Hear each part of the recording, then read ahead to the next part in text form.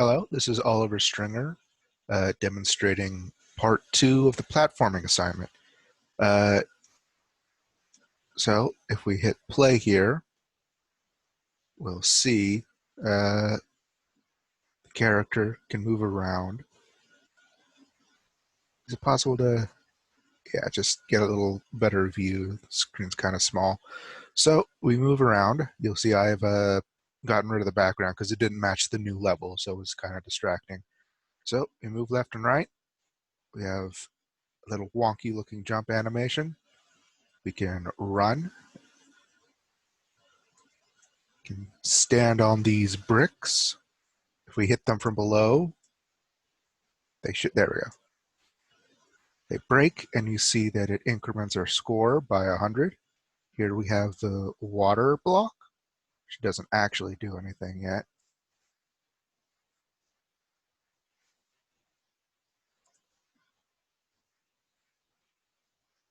Run all the way to the end of the level. See these question blocks, which also have the property of being destroyed if you hit them. And over here we have the goalpost, which currently doesn't do anything. So in the editor, we have these two new prefabs, which not much special about them. The brick prefabs and the question block both have a secondary box collider and an empty object to differentiate between the part you can stand on and the part you hit to destroy it. In the animator, we have the default state of the idle animation and the parameters of movement, which is a float, and then jumping and boost, which are bools to determine their states. Basically, if the movement is greater than, I think, a small threshold, it's 0.001, we go to the walking animation. From there, if we are boosting, we go to the run animation.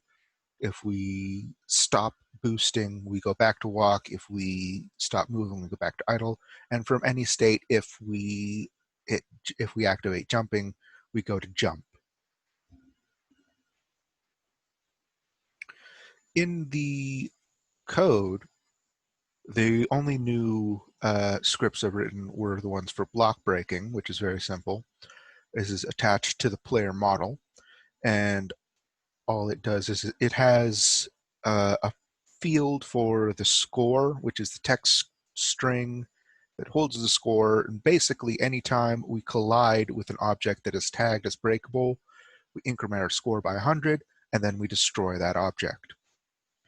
The camera control is even simpler. It's just a single line. We just get the transform of a target, and then we just move the camera so that it's always in front of that target. For the movement control, we have a couple fields here. One for the animator, obviously, so we can access that. We have a float for movement speed, a float for the boost, which is how much we want to multiply our movement speed, and for jump force. In start, we get the animator, and an update, we just first set this new float speed, and this is going to be used for whether to differentiate between our regular walking speed and our boosting speed, as we'll see in a moment. We run a jump function that I'll explain in a moment that just looks for the pressing of the space key. Then we get our horizontal axis, and we use that to create a movement vector that tells us which direction we're going to be moving. If we are holding the left shift key, then that speed float will be made into the move speed times the boost speed, and we set the boost parameter in the animator to true. If we're not holding that key, then speed is just a regular move speed, and we set boost to false. Then here we transform position. We increase the position by the movement vector times time delta time times our speed. And that's what actually moves the character left and right. We then make a call to the direction function, giving it the input for the axis, the horizontal axis. and that determines which way the character will face. And then we set move with the absolute value of the move parameter of the input so that we can only get a positive result. And that just tells us, that means that whether we're moving left or right, the move is always positive so that we know that we're moving. That's what's important. And then we set the jumping parameter to whether or not we're grounded.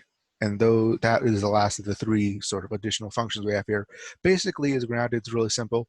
It sends a short ray cast down from the object and tells us if we hit something. If we hit something solid, it means that we're on the ground. If not, then obviously we're in the air.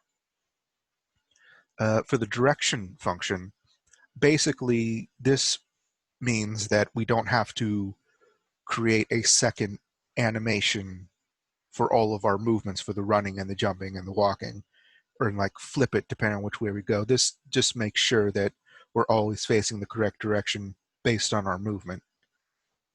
If we're moving to the left, we turn the player backwards, and or else we turn the player forward.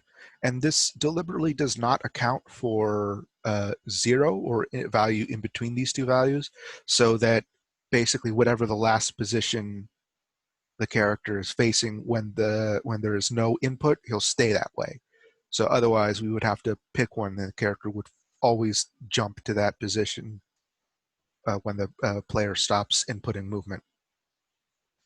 And finally, we have the jump function, which is basically if we press the space key and we're grounded, then we get the rigid body and we add force equal to our jump force.